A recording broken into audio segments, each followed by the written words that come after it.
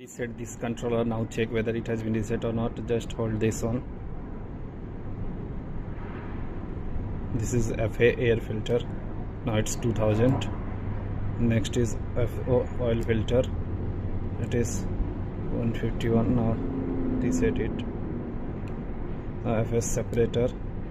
It's 351. Reset it. Now oil change. That is already reset. And this is CH, check compressor. Now see, air filter is set.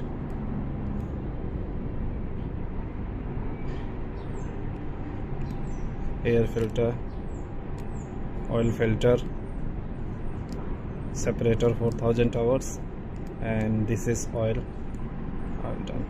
This is compressor set. Now it's done.